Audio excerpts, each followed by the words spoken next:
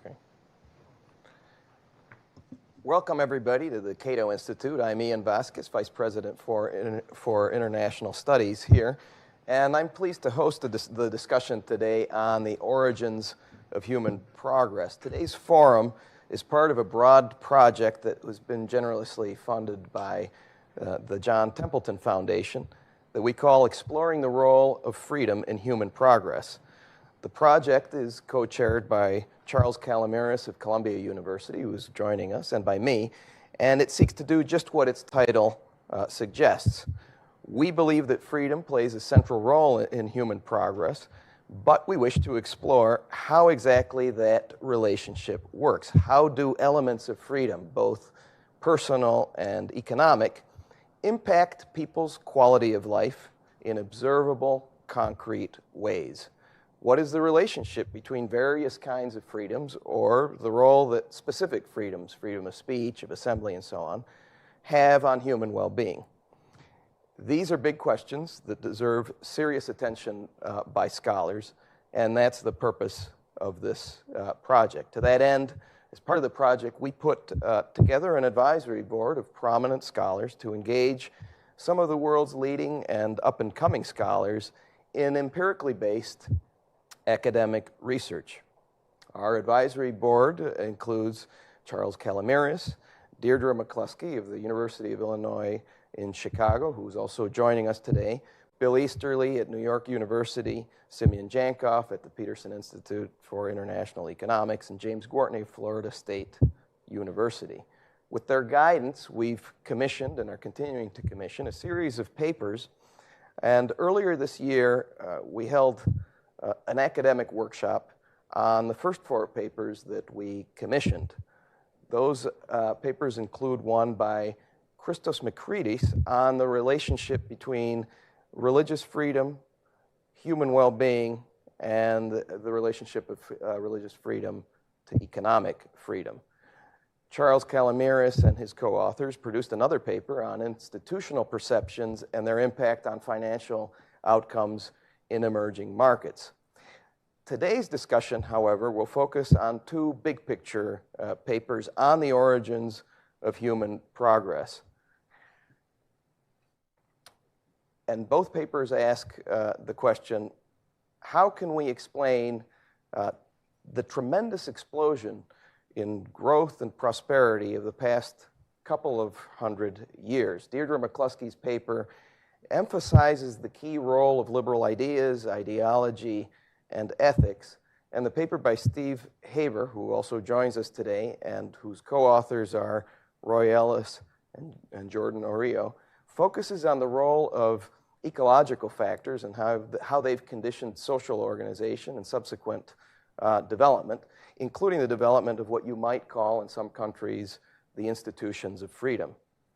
These 2 papers really present separate accounts, but I view them very much as complementary stories.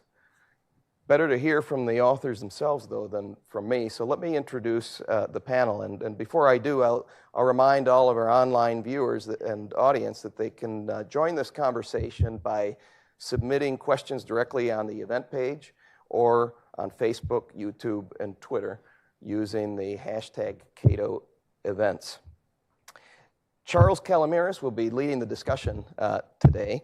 He, as I said, is the co-chair of this project that we're heading.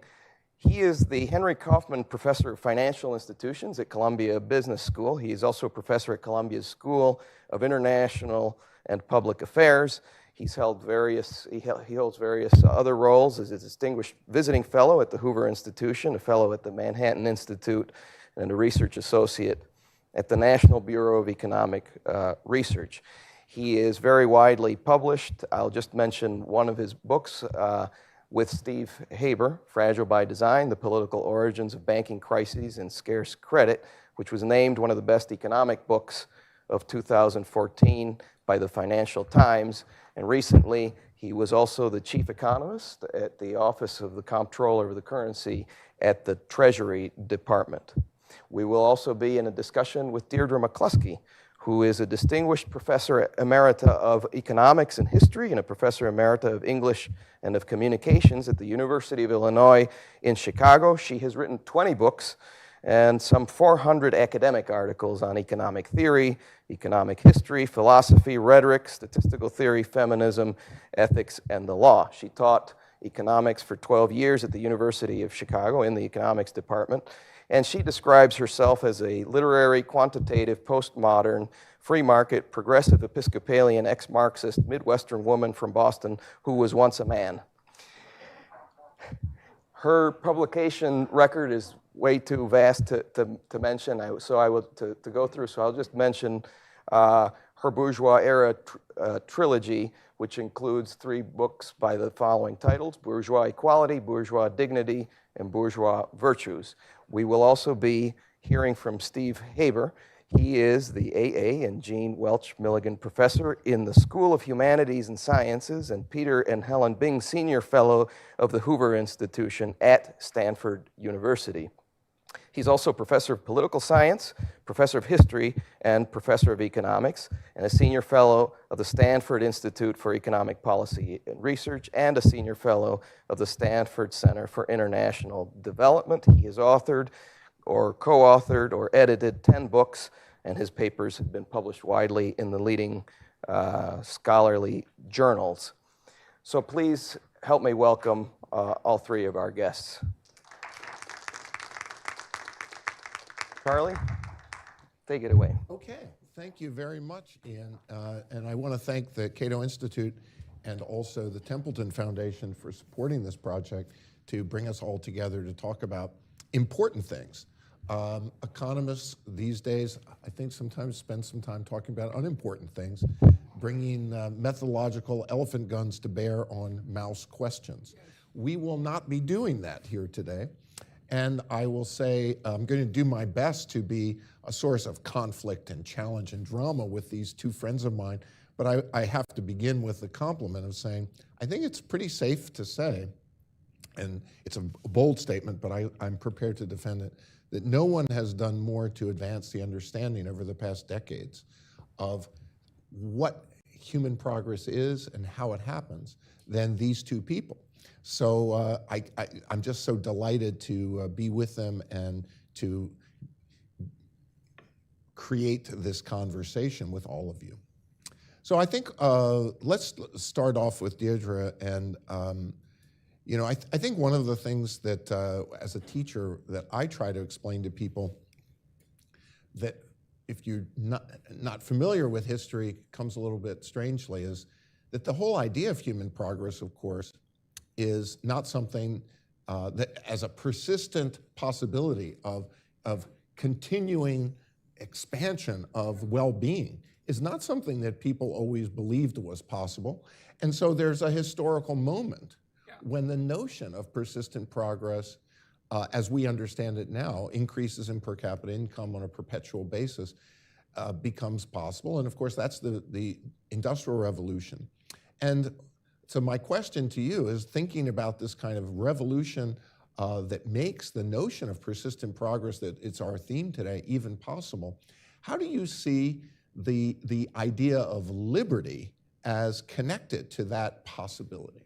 Well, you know, look, until around 1776, to sort of choose a symbolic date, or around 1800, zero sum was the way history had been among us, among Homo sapiens. $2 or $3 a day in modern prices was what the average person in the world earned, except for a few lords and priests. And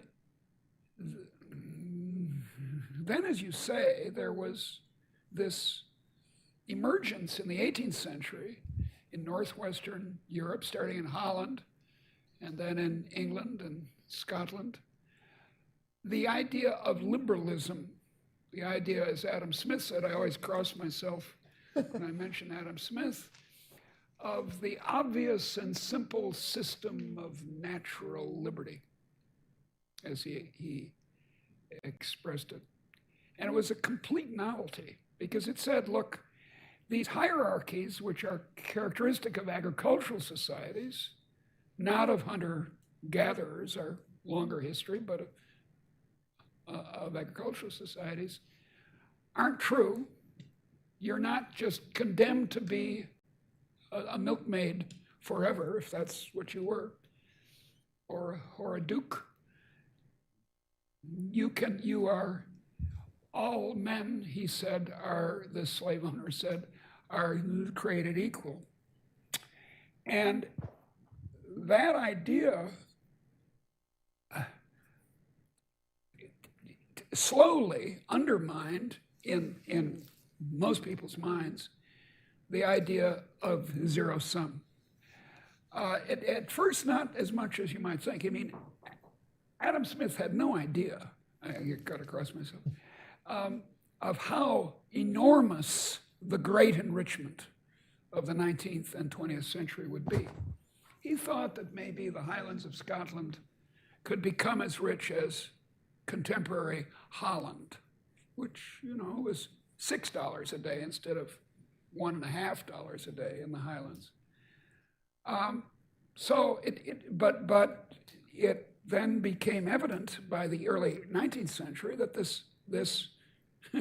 this train was leaving the station, or this rocket, if you want to put it that way, was going up. I mean, if you drive, imagine I'm behind the blackboard, for 200,000 years, we went along at $2 or $3 a day, and then boom, up it went. And now the average income in the world after the Great Enrichment, and it'll continue, is $45 a day. Countries like the United States, it's $140 a day. And that's just transformative. And along with it, and I think the explanation of it, the deep original explanation of it, is this idea of liberalism that Cato is very interested in.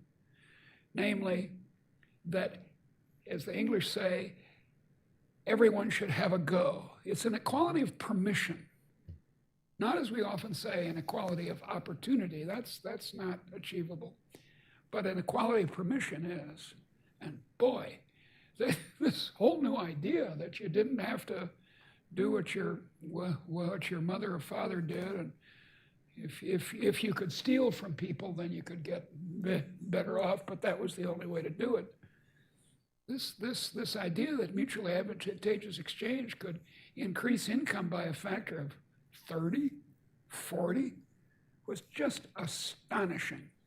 And by the end of the 19th century, people had started to absorb this. Unfortunately, there's still an undercurrent in every society of the zero-sum ideology.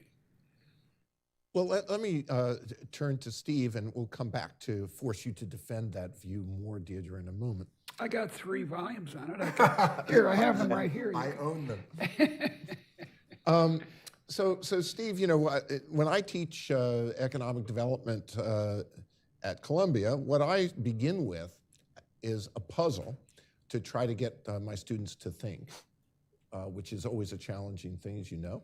And the puzzle I begin with is, if neoclassical economics is all you need to understand why the world is rich or poor, why are there places that stay rich?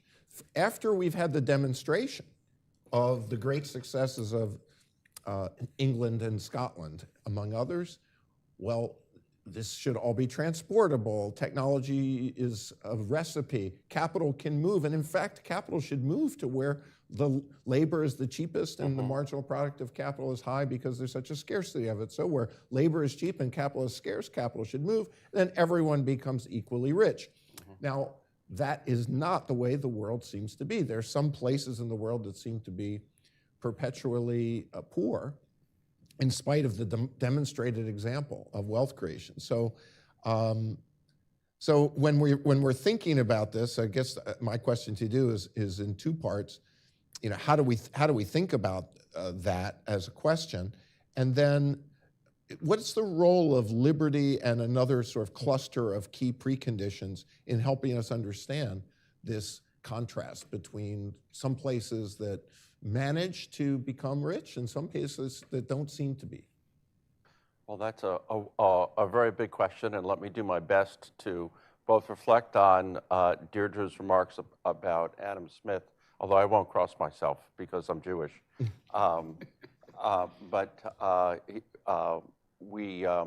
And respond to your question. And I think one of the things to keep in mind is that Adam Smith wrote his book in a particular place, at a particular time. And the possibilities of interpersonal exchange that he wrote about are an outcome of the natural environment in which Smith was located. England is, or Great Britain is an unusual place by the standards of the world. The first is it's quite far north. It's above the 35th parallel, which means it's in the temperate zone of the world, which means that the soils and climates are well suited to growing crops that could be stored for long periods of time, particularly cereal grains and legumes. And they have a cold winter, so you can store through the winter. And transport costs were fairly low because, of course, it's an island, but it also, Britain is just covered in rivers, streams, and lakes, which reduce transport costs further still. And the terrain, by the standards of the world, is fairly flat. So again, reducing transport costs.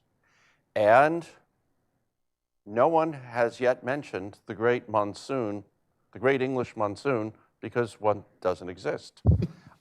England is, or Great Britain, and in fact, all of Western Europe is like this, is one of the few regions of the world that is neither monsoonal nor affected by an ENSO climate, with the El Nino system that affects the west coast of the United States and Asia. And that meant that the natural environment was such that the way that people insured against starvation, which was the big problem in this zero-sum world. Now where does food come from? Well, it comes from well, no, we don't have Draeger's. It comes from Whole Foods. But the big concern up until the 19th century was how to get enough calories on a continual basis to avoid starving to death. That is solved in Adam Smith's world through local trade. Your oat crop failed, but that's okay. Your wheat crop came in because it ripens at a different time. There was some idiosyncratic shock to make the oats fail. But if you went 10 miles down the road, the reverse happened. And so you could trade oats for wheat, and so people contracted with each other. It was quite natural for farmers to start writing contracts. And so Adam Smith lives in a world of contracting. And in this world of contracting, what matters is not not the title by your name, it's whether do you have something to trade, and can you figure out how to write the contract. Those basic facts about Adam Smith's world were true of a few other places as well.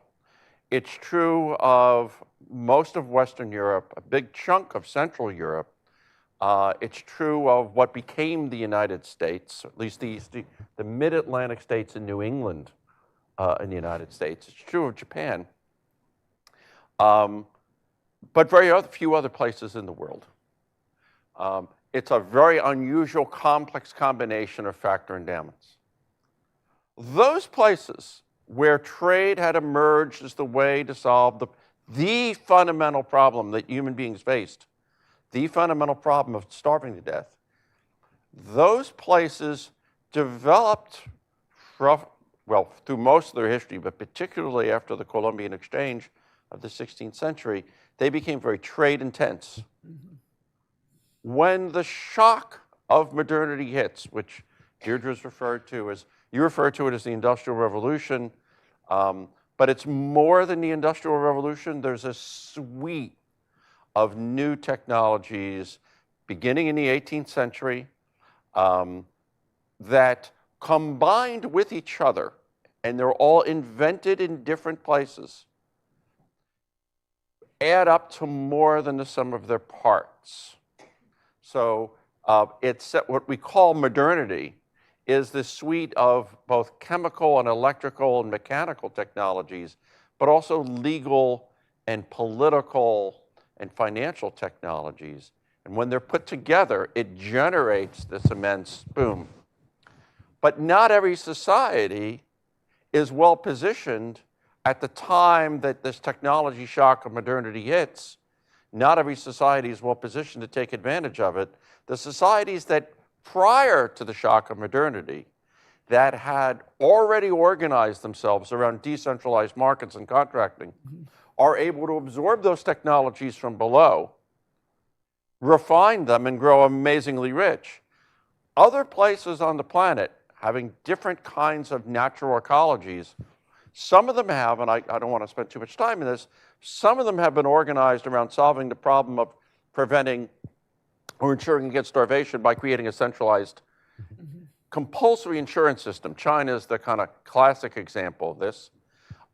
Others grow foods that you can't store and therefore can't trade, but they ripen year-round. So you insure essentially by keeping yams in the ground. Right.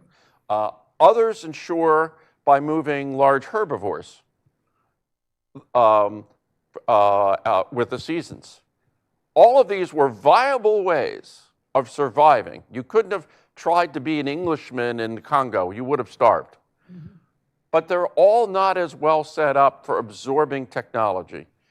That basic sort of organization of society, of which this notion of freedom is a part, but which includes a whole range of beliefs and organizations and legal systems and distributions of power, allowed some nations to absorb the new technologies rapidly and then to build on them one after another, while others had to engineer their absorption from the top down.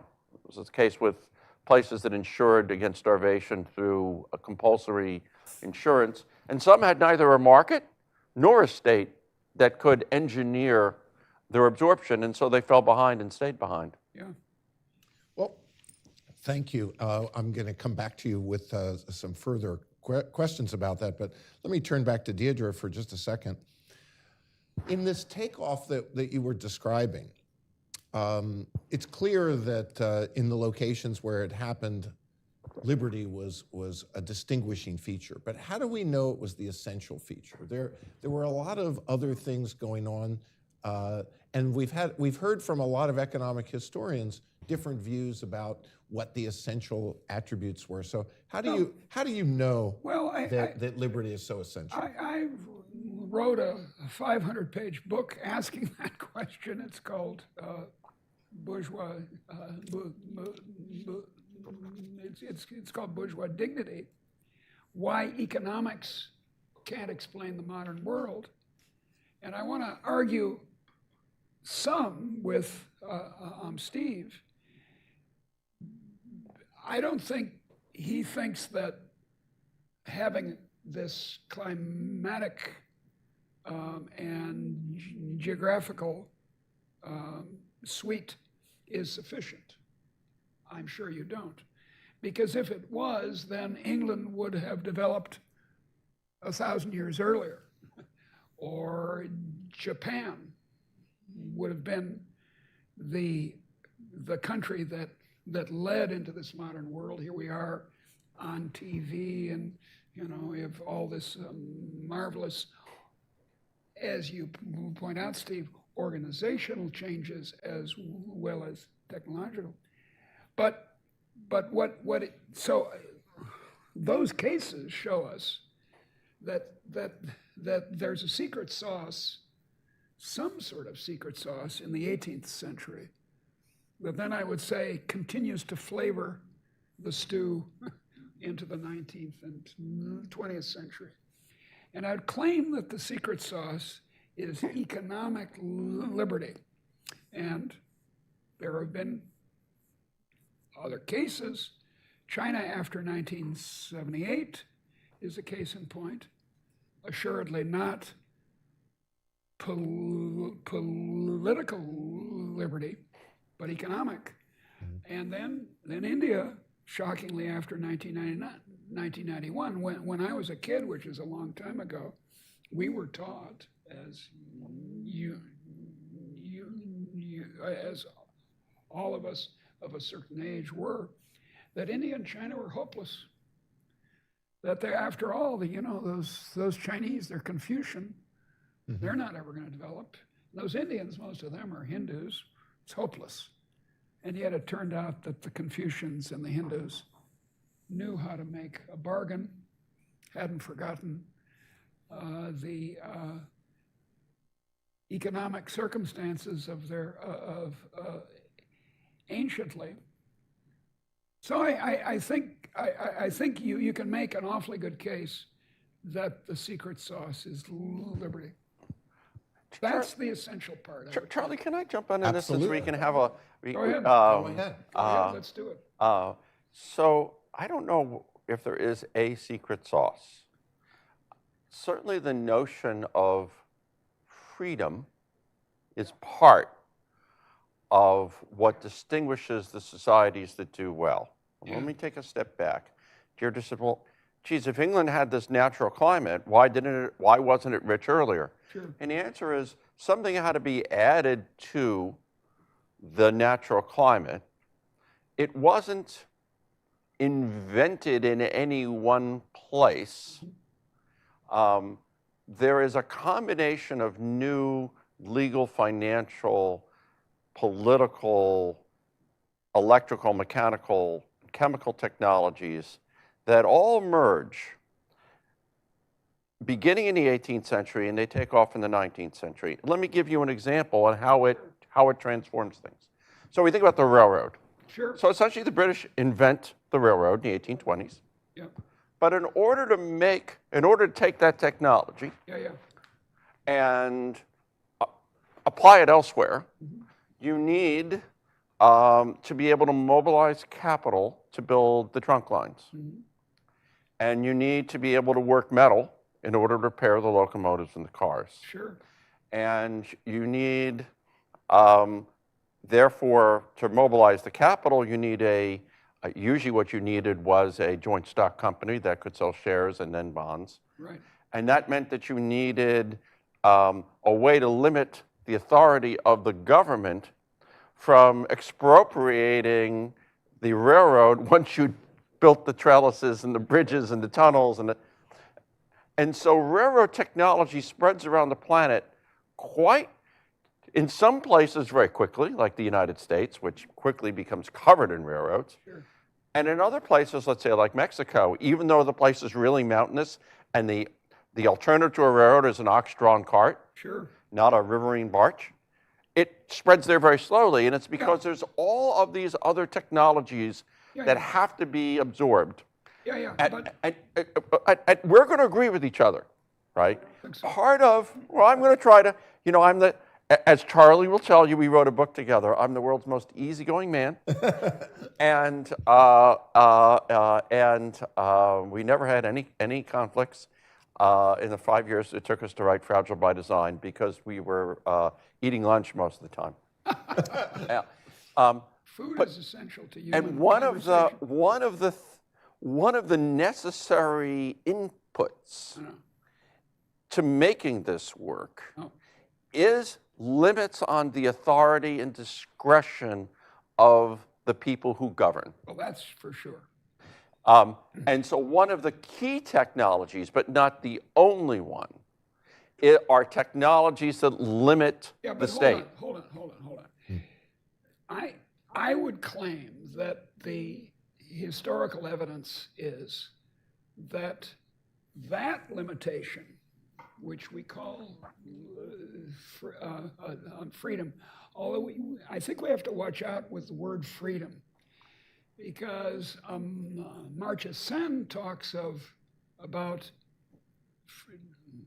development as freedom, and as it's very common in the way we use the word freedom in English, he mixes in these material conditions of enrichment with the basic ability to have a go, to have freedom of permission. So I'd rather stick to the word, the Latin word, namely liberty. But that matter aside, I think the liberty is the secret sauce, and you can see it over and over again. I think it's essential to make a distinction between weakly necessary conditions, which are things like ports and climate, and sufficient conditions. I mean, take Singapore, which doesn't have political liberty at all. It's a tyranny. And it's right on the equator. Mm-hmm. So it hasn't got any of these climatic advantages you're talking about. And yet, because it has economic liberty, I'm going to stutter on the word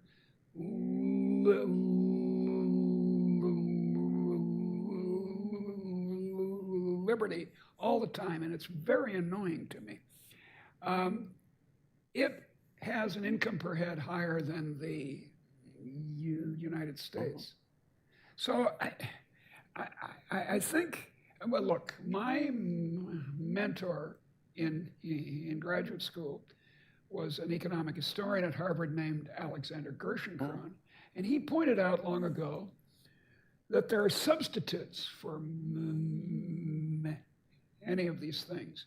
And to talk about the necessary things for economic development beyond this permission to have a go is to fall into, I think, well, it can be a central planning trap that you need to borrow from the Chinese to get the port of Piraeus, or they have to own it for it to work well in Greece. You don't. There are substitutes, but there's no substitute for the permission to try things out. But can we agree, though, that for you to have this permission, that for it to be real, you have to also be operating under the belief that if you do have a go and you succeed, it won't be taken away. Yeah, and which is, I agree. think, Steve's point. That's my point, yeah. And it's certainly true. If in the 1930s, Bob Higgs has argued that the fear of expropriation killed private investment in the United States for 10 years, because expropriation was in the air. It was happening all over the world, and Bob says, ooh, people were afraid, so they didn't invest. John Maynard Keynes wrote a letter about the treatment of the utilities by FDR that said, nationalize them or leave them alone. Yeah, malefactors of great wealth. Stop playing uncertainty games with the property rights, which I thought was a really interesting thing coming from Keynes. There's the marvelous old New Yorker cartoon from the 1930s, which shows a bunch of swells in tuxedos and evening gowns, and they're saying to each other, "We're going down to the Translux to hiss Roosevelt." So let me turn back to Steve for a minute. Yeah, you can finish your thought. So, because I think we're making some good progress here, right? That you can't have this sort of freedom. I like the term you use, the liberty of permission. Yeah. Right. That you can't have it without creating a set of limits on the authority and discretion of the state. Straight on the government. And that is a technology that is an 18th century technology. Yes. And what's interesting is it requires several sub-technologies that come from different places in the world. So the secret ballot is Australian. It is. the idea of mass elections is actually invented in the colonial United States in the way that, this is before independence, in the way that people will give each other proxies to represent them at the colonial assembly, essentially without asking anybody's permission. They created voting. They did. Charlie, here's my proxy, go represent me. And Ian would say, oh, here's my proxy, go represent me. And you show up and you're essentially been elected by us to tell the governor appointed by the Lord Proprietor, no, we're not going to do what you want us to do. We have other plans. And in fact, you have to leave the room, which they do in the 17th century. So there's a bunch of these technologies. They come from different places. They get combined. And there are other legal technologies equally important, but that interact with them. So a patent as a tradable property right emerges in Britain in the 1750s as out of British jurisprudence. No, it emerges in Venice, which is something we ought to know. Venice invented patents and copyrights. This great monopolist, state monopolist, invented both of them. Yeah, but the point I want to make is that it becomes a tradable property right in Britain, That's true. not as a monopoly, and it comes out of British jurisprudence where they decide, well, you can exercise this patent and you can charge royalties on this patent, but you have to meet certain requirements. So once that happens, it can only work if you also then limit the authority and discretion of the government to not expropriate the value of the patent afterwards. I agree, but you're It's what makes all the rules meaningful. Yeah, and you're so it's making not. my point. We We are are agreeing with each other, yeah. We're agreeing. We're that in danger of agreement. We're in danger of agreement. We agree on this, that the secret sauce is liberalism, which is constraint on government, some kind of representative government, and in the economy, the ability to have a go. And that's what Adam Smith said. He said that the liberal plan of equality, by which he meant equality of opportunity, not of opportunity of permission, and in law, that's what does it. And had this, and here's my point here. Here's my argument that this is deep within ideology, ideas, what your mom taught you, ethics. That doesn't mean it can't change. It did in Britain. Shakespeare's England is shockingly illiberal. It's not the Britain of our imagination. Oh, the English persons or English man's on freedoms were not exercised in Shakespeare's time. By Jane Austen's time, they are. And so it's in that period, as I think we agree, that the secret sauce by accident is made. It's not as if there are a bunch of chefs who say, oh, we got the secret sauce, we're going to do it. Well, maybe here's where I think, I was just going to say, so maybe the question we should be asking Steve is, in his account, what role, if any, does ideology play? And how much does your account actually help to explain, or how much does it explain outcomes that you're talking about? What I would say is that, ideas, there's lots of ideas that are out in the world, and people articulate them all the time. So the question is, where do they stick, and where do they, where does an idea take root and sprout? And I'll respond where I started, which is it's not an accident that a society that was largely based on decentralized trade and markets was a place where the idea about individual liberty could take root. But look, Think about, Deirdre mentioned China before. So think about the way China is organized as a society at the same time that liberalism is emerging in Britain and takes root in other places. And it emerges in the United States, in some senses independently. way the society is organized is to solve the problem of ensuring against starvation through a centralized state that taxes grain Yeah, but look, and, redistributes grain. I understand. They create a dynastic system which goes back 2 millennia. Yeah, yeah. They create an immense bureaucracy to tax Yeah. and move grain. It is very hard in that environment for liberalism to take root, for either to emerge in the first place or to take root once it's implanted. Think about what students are encouraged in Britain, let's say in 18th century Britain, to study, right? So, for example, they're literate.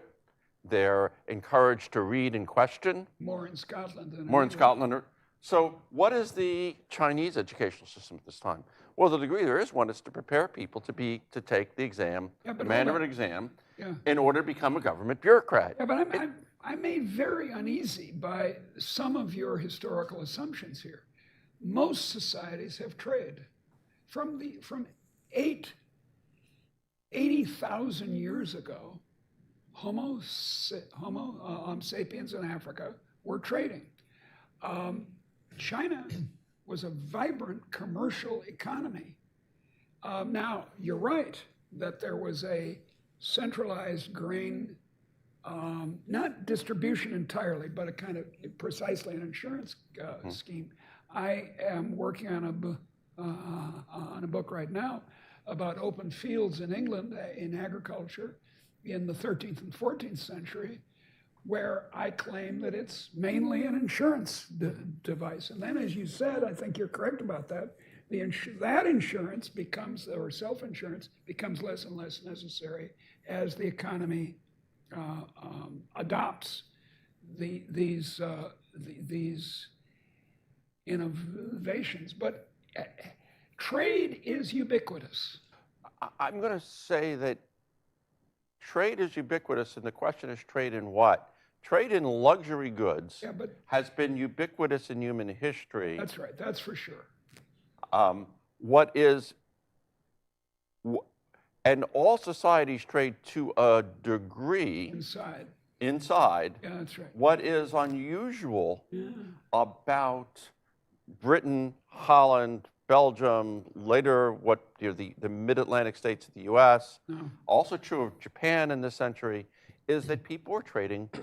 They're making contracts around food, and they're moving food distances that are not possible. I don't think so.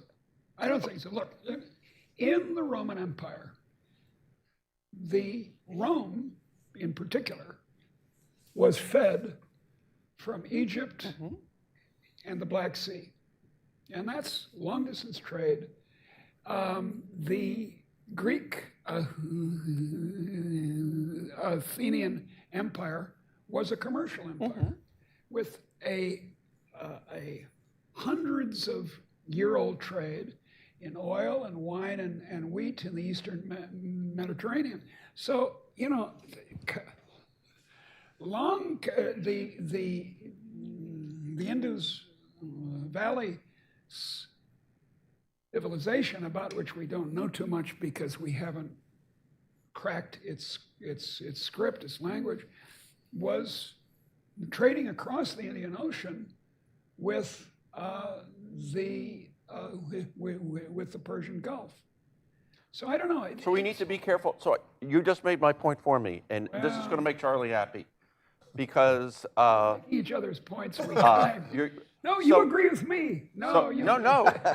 Well, I think that, one of the good things about scholarship is it's cumulative. Yeah, it is. And people find the points at where, rather than yelling at each other, they find the points where, oh, okay, I can take that idea and I can build in it and we'll accumulate something. Certo. Yeah, that there's something that emerges that's better than anybody individually would have come up with. I agree. So it's think just like trade. Yeah, it's like trade. That's right. Or innovation. And we do, yes. And and co-authoring when it works really, really well. Love co-authoring. A third person emerges smarter than either of the two. So I would maintain, in fact, that Fragile by Design was written by Charlie and I in a trance, because neither one of us is smart enough to have written that book. So So the I was drugging you. That's the so Big Mickey's. what's interesting about the Greek case is that yes, they're fed through trade. Yeah, yeah. They're able to trade, and this is true of Rome, because they sit on this great lake called the Mediterranean. Right, that's right. It reduces transport costs dramatically. Yep. The whole world cannot do what happens in the Eastern Mediterranean. And guess where the first round of sort of the idea of democracy emerges is in Greece and in the Roman Republic. And I know Charlie's going to tell me they learned it from the Greeks. Of course. And that they have, actually, there's a wonderful book by Josh Haber on this, where he shows that in ancient Greece, they are as urbanized as Holland is in the 18th century, with amazingly high standards of living, because in some sense they hit on this sort of combination of trade and ideas. But here's the danger, dear. Here's the danger. And it'll sound like I'm from the left. I'm not from the left or right. I am a liberal. But I make this point. Eurocentrism is a scholarly danger. You know, when I was in high school, we read I forget his first name, but Breasted was the history book, and it was a history of Europe coming from the Middle East mysteriously, and that was all there was in the world. Whereas, look, we don't know enough about Mayan history. And we're going to learn more and more and more and more, because we have cracked that code, to know whether the Greek city-state system was not, in fact, characteristic of Mayan civilization. And the same is true for India.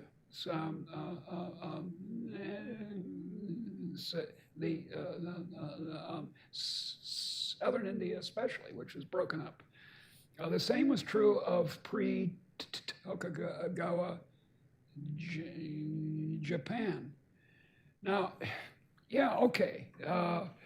There are centrally planned, authoritarian, what we once felt comfortable at calling hydraulic civilizations. Egypt. But, you know, early Mesopotamia was city states. Were they inventing democracy that was then taken over by an empire, which happened in the Mediterranean? So I worry about our necessary provinciality. Well, Steve, if I can interrupt this just to try to refocus the question a bit, and this follows up on the question the way Ian put it too.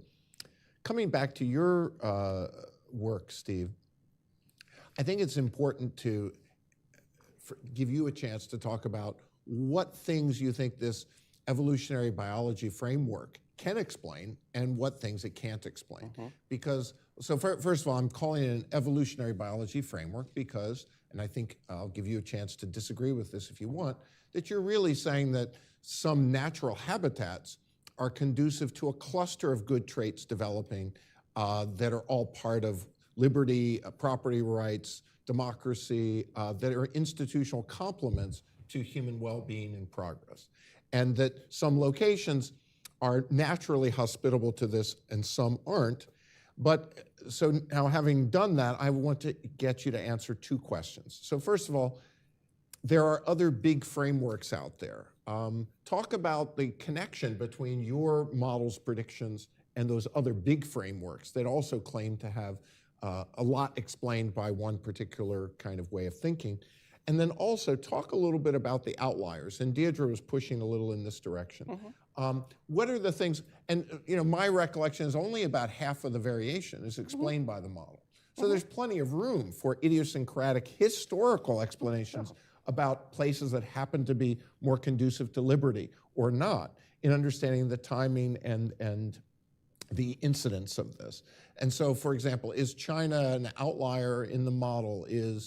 Talk a little bit about which examples the model can explain and which examples it seems not to be able to explain. Sure. So there's a lot there, and let me sort of go at it sort of systematically if I can. I agree with you that this is an evolutionary model. It is influenced by reading in evolutionary biology, but I want to be very clear, it is not a biological model.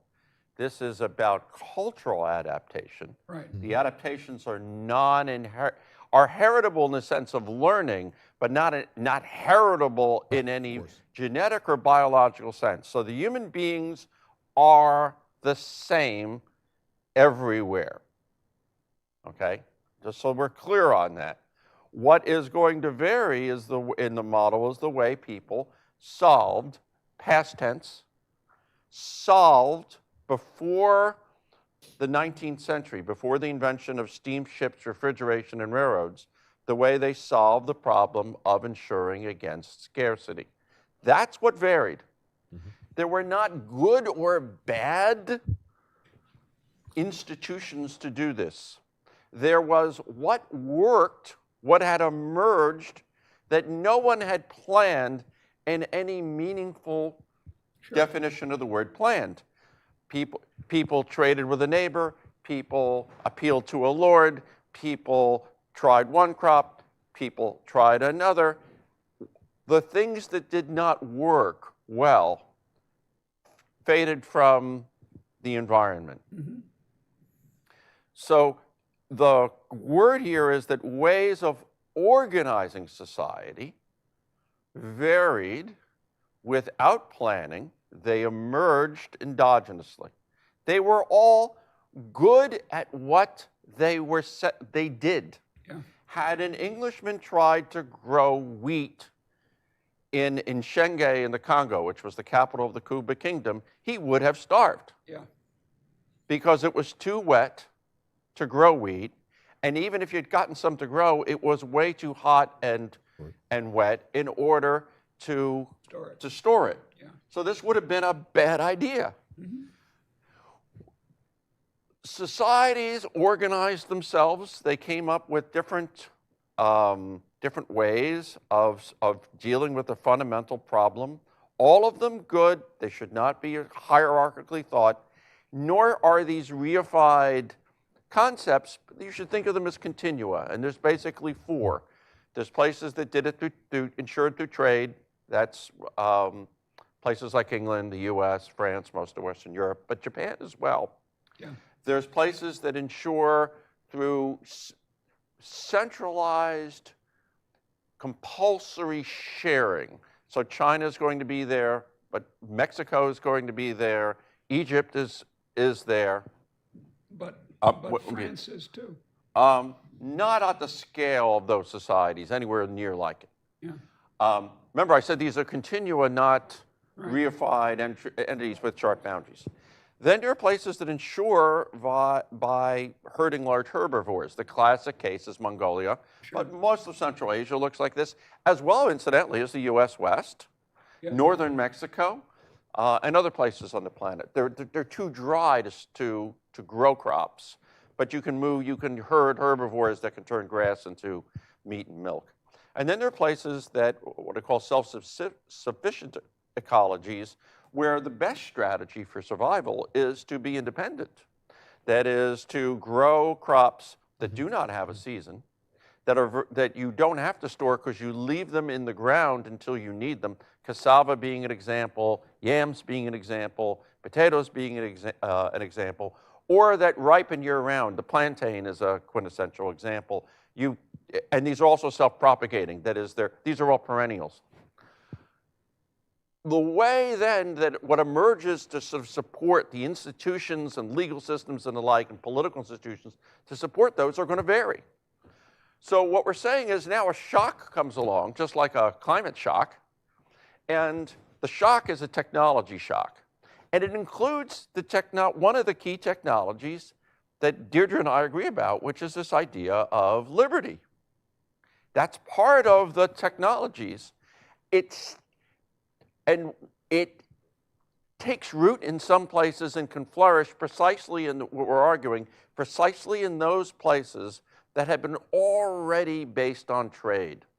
It doesn't take root easily in places like China, where there's already a centralized entity that can block it, engineered to the degree it wants it. And it doesn't take root in places where trade is very hard, for example, like Central Africa. But let me finish. I'm going to answer Charlie's credit. Now, there are outliers, and I want to be very clear that what the model can predict is if you take the economic hinterland of the largest city in 1800 in the modern countries of today's world, and we calculate their hinterlands based on 18th century technologies, how far you could move a ton of basic food using the technology of the time. If you look at those hinterlands, those ecological factors explain or account for, more correctly, account for about 60% of the variance in GDP today. But importantly, if you go back in time, and we do this by measuring urbanization ratios back to 1500, because we don't have GDP back. We have GDP back to 1500, but who knows where those numbers came from. But what we did was we estimated urbanization ratios. What you find is they account for less and less of the variance, so that by today, they account for about a third of the variance, in 1800 about 10%, and by 1500 about 2%. That means that the natural environment didn't shape the outcomes today directly. Mm-hmm. They shaped it by the way societies got organized in the past. But let's be clear, to go back to Deirdre's point about Singapore. Singapore is at the equator. It's very hard to grow anything to store. Does the model explain Singapore? No. The model explains 60% or accounts for 60% of the variance today. There's another 40% outside the model. So the idea that, this is not a deterministic, right, framework, the idea that you explain or account for 100% of the variance violates my basic notion of how things work in history. There's a lot of things unaccounted for, and I'll give you an example of two of them. And I think that one of them is very consistent with Deirdre's point. Mm-hmm. Botswana. Yeah. Botswana's off the regression line. Damn right. Botswana should be way poorer than it is. Botswana, so there's a nice paper by Jemligu Johnson Robinson on Botswana. So is Zimbabwe, the other case. Yeah. So and in the other direction. Yeah. Yes, in the other direction. Yes. Way below. Way below where they should be. Agreed. So we're not saying that human action doesn't matter. And the difference between the two is freedom. And what I would say is that between Botswana and Zimbabwe. Yes. And what we're saying is not that you could not take, if you could take the whole suite of things, not just the concept of freedom, but all the things that support freedom, which includes the human capital that the ability to read, write, think, contract, that is essential to freedom, and you transplanted it today. You could get a high-income society. Geography is not locking you in. The point is simply this.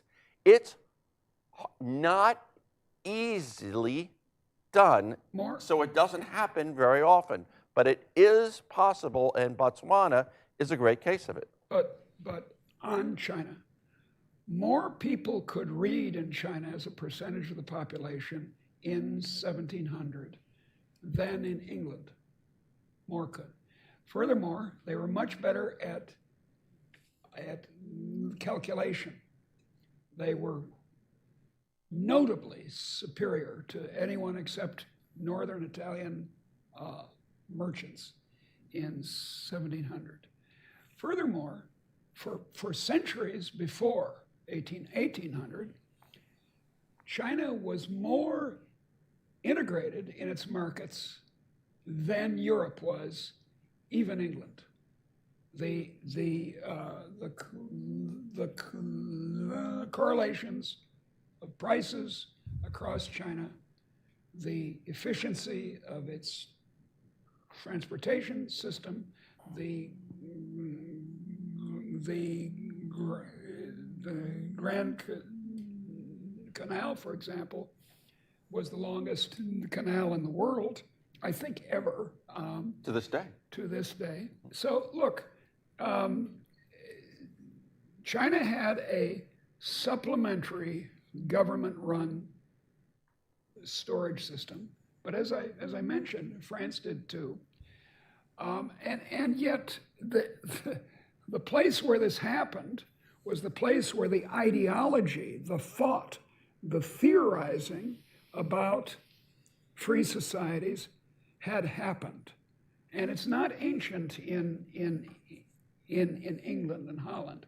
In 1382, John Ball, a defrocked priest, one of the heads of the peasant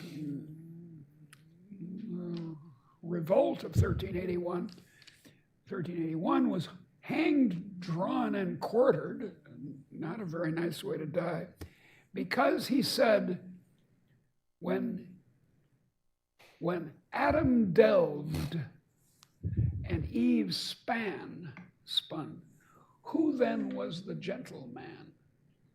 So there was these very illiberal societies that adopted this new ideology in the 18th, started in the 18th century.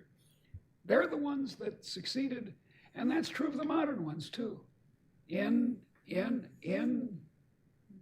Zimbabwe, the press is not free. In Botswana, it is. And here's my point, here's my key point. Once you got that idea that all men and women, dear, are created equal, the rest is endogenous. The rest is intermediary. Once you have that idea, and it permeates the society, then you get.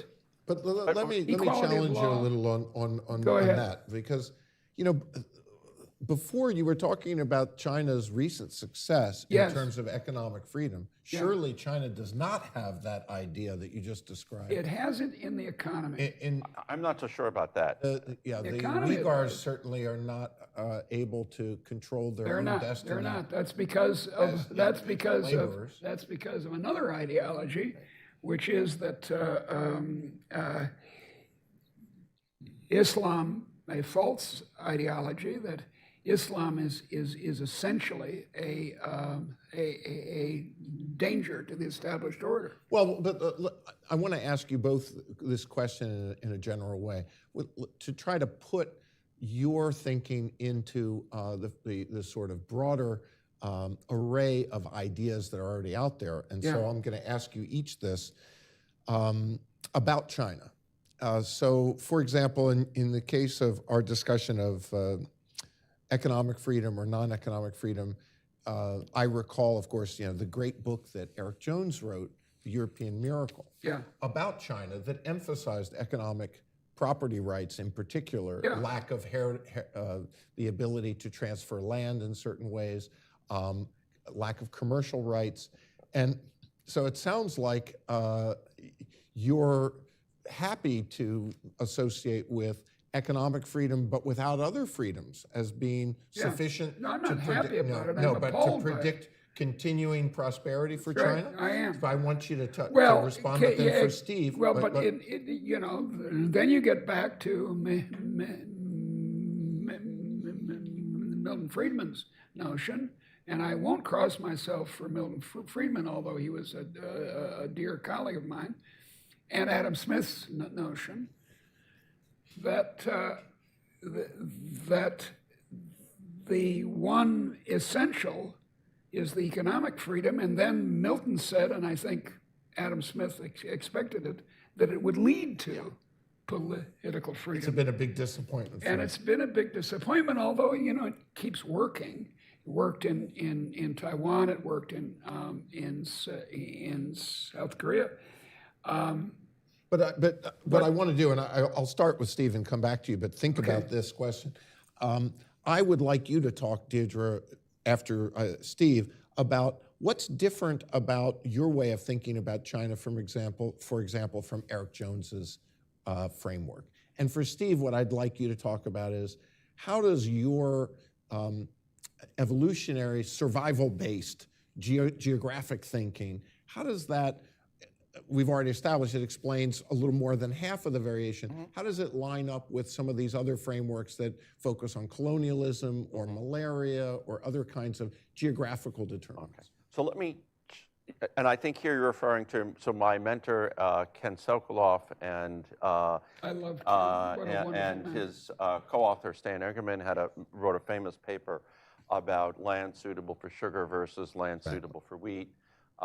There's, of course, Ajemoglu, Johnson, and Robinson, who argue that it's that they instrument institutions using settler mortality, essentially saying that not. I want to be clear here because their article very clear in a footnote. They say that they're using settler mortality as an instrument for institutions, and that institutions come from things other than settler mortality, but settler mortality is the key exogenous variable. There's Hall and Jones, who have a famous article about latitude. The closer you are to Europe, the more likely you're developed.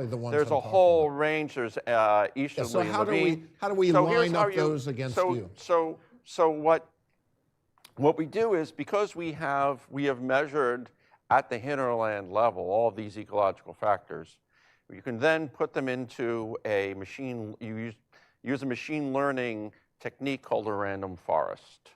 And the random forest will tell you how much of these, it will essentially mimic all of the interactions of all the variables. It allows you as a researcher to be agnostic about the functional form of the regression. And one of the things that we'll do is it will tell you how close the fit is, and another thing it'll tell you is how much of the variance you've explained or is accounted for by these variables. It will also generate predicted values for every outcome variable. Let's say GDP in 2014, country by country. And what we then do is we say, well, maybe these other theories, they have something to them. So let's take the variable of interest, whether it's settler mortality or latitude or the European population share, which is Easterly Levine, or sugar versus cereals, Engerman Sokoloff. Let's put them into the model. Let's run the random forest, and now let's generate, again, fitted values. Mm-hmm. And then see how much those additional variables add to our model. Mm-hmm. And you can just make a graph of it. You can do a simulation, you make a graph, and you can see whether things fall in the 45-degree line. And in fact, they do. So they're not adding a lot. So your model spans all of those. Yes, but and the I want to be 40% that you can't explain, they can't explain either. But it doesn't mean, as a matter of science, it does not mean they are wrong. Right. What it means is that our model can accommodate theirs, and that variables that they take as exogenous are proxies for things that are in our model that come from first principles. And it also says that variables that are endogenous in their models, like in Easterly Levine, the European population share, which was not distributed by God, it's people chose where to go. What it says is people went, their decisions about where to go are predicted by our model. So it's along the path. I have a fundamental objection to using regression analysis this way. For a person of my PhD generation in economics, I was well trained in econometrics. But I wrote with Steve Ziliak in 2008 with about a quarter of a century preparation, a book called The Cult of Statistical Significance. And the trouble with these techniques, it's true in finance and it's true in this, is that they confuse fit with importance. That's their first mistake. Then they confuse more conventionally correlation with cause. And if you put those two together, you have a machine for producing scholarly papers that get published in the American Economic Review, but you're not really understanding. I don't mean you. I mean one is not understanding causation. Cause is not something that appears in a regression analysis. It's human minds changing their actions. And I would claim, and on the basis of a good deal of evidence, some of it's emulation evidence, which is what engineers use, and that makes more sense to me than regression analysis, that ideas cause things, that the idea of equality of permission is causal all over the place. It's causal. For example, I think we completely agree that ideas cause scientific progress. Mm-hmm. It's not the weather that causes scientific progress. Mm-hmm. It's individual ideas, you, me, all of us here, and artistic progress in music, for example. So I really think that we have to think of how human societies work, not with the forest technique, but by looking closely at the trees. So you'll be happy to know, actually, we do both in this paper. Well, that's good too. We also look at the outlying cases that fall on the regression line, that should be canonical types. But that's and we look at their histories. Yeah. Yeah, but I will agree with you. Let me finish. That's fit. And then we're mindful of the fact there are places off the regression line. And now you have to ask, well, why are they off? So Botswana, as mentioned before, is an interesting case. And it says, so we want to be very clear, and I think you're trying to cast us in a light that we would not cast ourselves. We're not making a deterministic argument. Yeah. We're trying to understand why things happened the way they did. We're not trying to make an argument about what things will happen in the future. We're saying, to go back to Charlie's question, why is it you just can't take these ideas of liberty and plonk them down, let's say, in Afghanistan? It won't work. I agree. Why? It won't work because of the existing ideas. No, it won't work. But the existing ideas emerged endogenously from the way the society was organized. Certainly did. They don't exist independently. It's not ideas just floating around. I agree. So you're and that's the point. So there's points again. Yeah, well, that's the point we're trying to make. That's to look. Schopenhauer made the point that we all carry around a bunch of ideas in our heads, and to get new ideas in, you have to somehow explode the old ideas, and this is what Cato is in the business of doing. I want to get to audience questions and online questions, and as we do, I want to remind our online audience that they can send in their questions as we go. So one of you, or a few of you, already mentioned Daron Acemoglu and James Robinson. Of course, you two are not the first or the only people who have asked the big question about why some countries are rich and not. But one of the latest theories or explanations comes from those two authors who call it the narrow corridor, where they explain their term of liberty. And I wonder, as people prepare their questions here in the audience, if either one of you wanted to give a quick comment about that very popular account that is going around about. I did a long review, which in various obscure journals, but you can find it on my website, of their last book. And I came to the book with a sort of predisposition to think that it was very good and worthwhile, and ended the book appalled because it's a 500-page statist tract.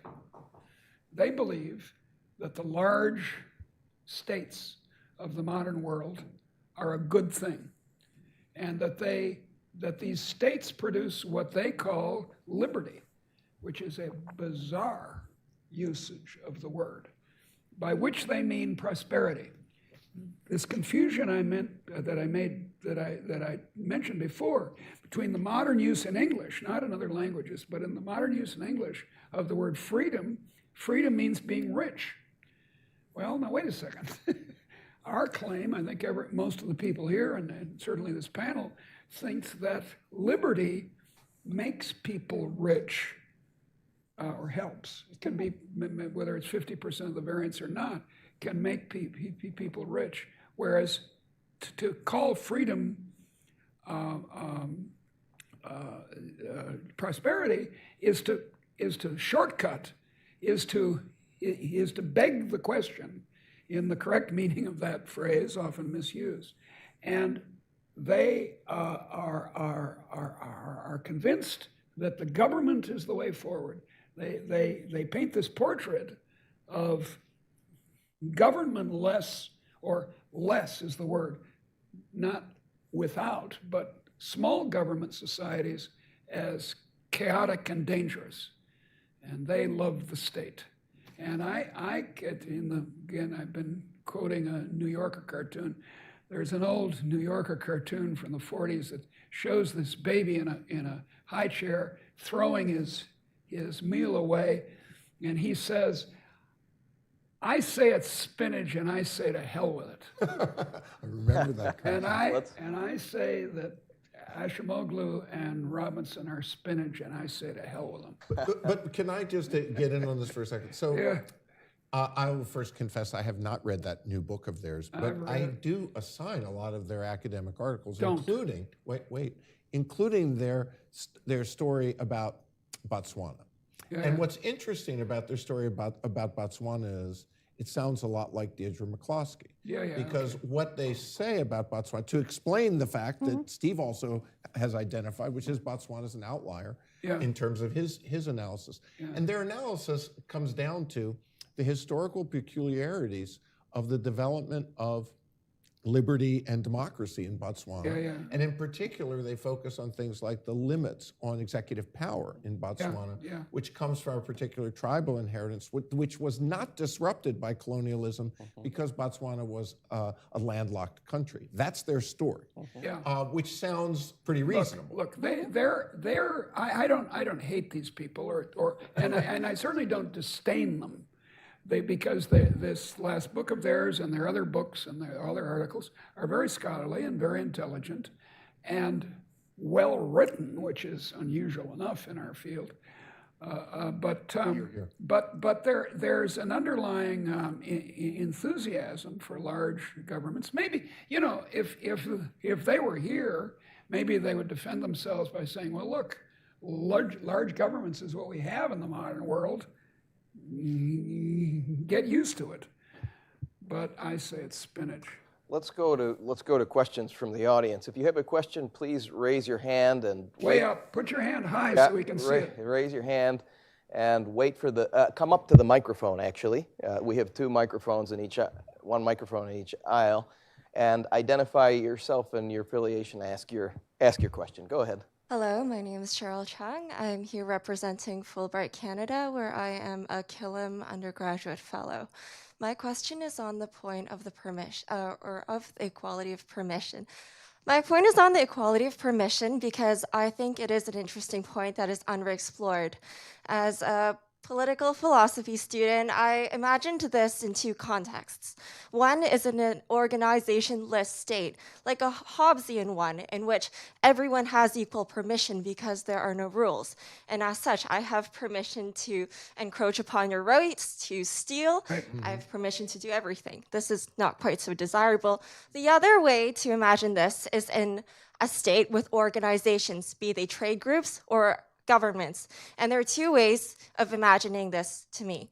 There is one way of the totalitarian state, take for example China, were Right. to gain this equality of permission, people engage in corruption, people bribe government officials to be on equal playing ground with their peers for opportunities or for government grants. And the other way to conceive of this in an organization full context is in a democratic sense, being that of the United States of America, for instance, where to gain the permission to do things is established through the use of lobbyists and other kinds of, I'd say, implicit means of corruption. So how would you conceive of an ideal gatekeeper who would enable this equality of permission that you describe? Thank you. Well, Well said. Thank you. I'll give Thank you. a small answer, and then Steve, I'm sure, has opinions on this. In the late 19th, my answer is that the gatekeeper shouldn't have, how to express it, the gatekeeper should be us. We has met the enemy and he is us, as Pogo the possum famously said. It's got to be in the ideology of the people. They have to believe in it, then that constrains all kinds of institutions. You can't drop the institutions in. Now, in the late 19th century, a naive European visitor to Wyoming, he had just arrived there. Apparently, he went zooming across the United States on the railway and then was dumped in Wyoming. And he came up to some man and said to him, in a characteristically European question, "Who is your master?" Right? Well, the guy said, "He ain't been born yet."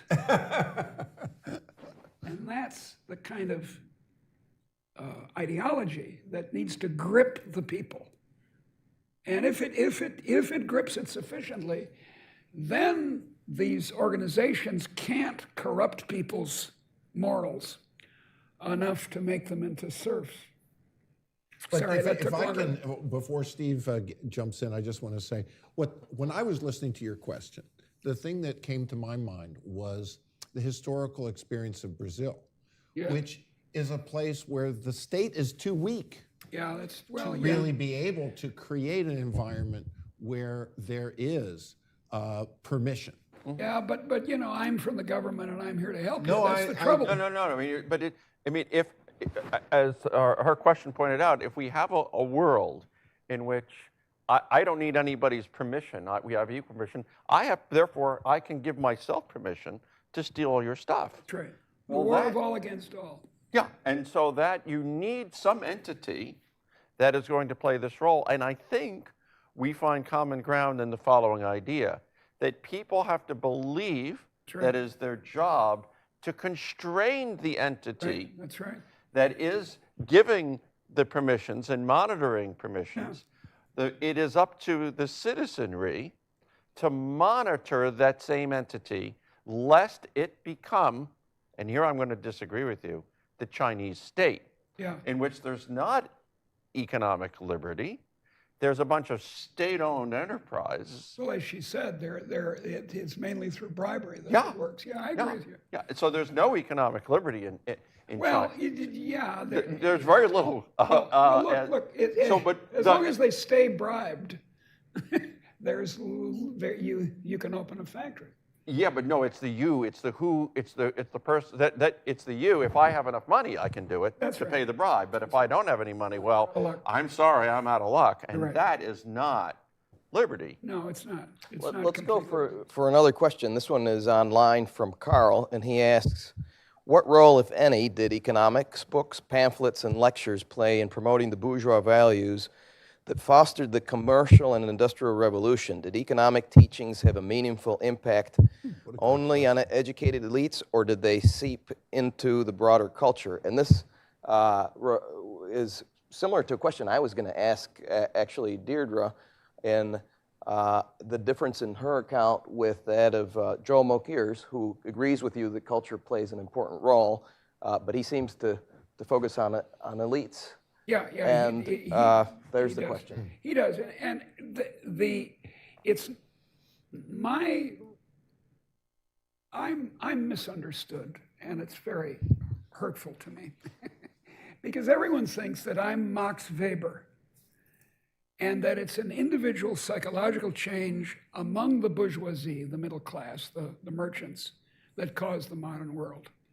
And I said at great length that no, that's wrong. Max Weber's Protestant Ethic and the Spirit of Capitalism is one of the 50 great books of the 20th century. There's no doubt about it, but it's wrong. It's not that there was a psychological change, there was a sociological change. And leading on to a political change in Europe, in Northwestern Europe, in the in the 18th century, which started to approve of the bourgeoisie. That's the key. It's how the rest of the society views the merchants and inventors, especially, how it views them. That's what matters, and that you can document in worries about the measurability of this sort of thing. But I'm telling you, you can measure it in spades redoubled and vulnerable in the change in attitudes in a place like England from Shakespeare's time to Jane Austen's time. So it's not bourgeois values that are at stake here. It's the attitude towards, and I've lost track of the other. No, his question was whether it's important to change the thinking through a broad dissemination. The elite. Right. And so it's my dear friend Joel, whom I love. He's a wonderful man. He thinks it's science, and he thinks it's the Enlightenment. And both of those are wrong. And I've been trying to get Joel to understand this for a long time. Science doesn't start to really affect the economy until around 1900. And nowadays, I mean, look around. We're on something that comes from high science, this amazing ability to film things and so forth. But that's late. Already, massively, income per head in places like Britain and the United States and Belgium and northern France had gone up. And I don't want to lose track of this. Let's see, I'm forgetting my other point, but it'll come up. All right. So Steve, very do you wanna briefly, jump? I think that this question has two pieces. One is about the past and one is about now. So about the past, one of the things to me that is really interesting is that, so there's an emerging body of literature on what it was that farmers in early modern Europe wrote down, because they're very literate. And what they're doing is they're keeping track of prices in other towns. They're keeping account books for their own farms to see if they're making money, but they're also tracking prices elsewhere Right. because they're thinking about the market. Yeah. One of the things that's interesting about, if you contrast that with China is, or Deirdre pointed out that, well, in China, they have integrated markets. Well, they only have integrated, I have a grad student who's written a paper on this, I think coming out in Explorations in Economic History. Because the reason that you get convergence in market prices is because it's the government that's doing it. Yeah. And in fact, but the word, I'm going to agree with Deirdre here, the word that comes before merchant in China is greedy. Yeah. And in fact, the government goes to tremendous lengths to repress the growth of merchant enterprises because it sees them as a threat. Yeah. Okay, now that's the past. What were people focusing on? Account books, Yeah. prices. That's what the average person focused on. Did they read Adam Smith? I'm going to leave that to Deirdre and Charlie to tell me whether they did or didn't. I suspect the account books mattered more. Today, I think we should not underestimate the power of ideas. Yeah. And I think it's why institutions like Cato are really important. Yes. Because the way people even frame questions is informed by what they read and hear. The basic categories of thought Yeah, that's right. are part of what comes out of academic enterprise.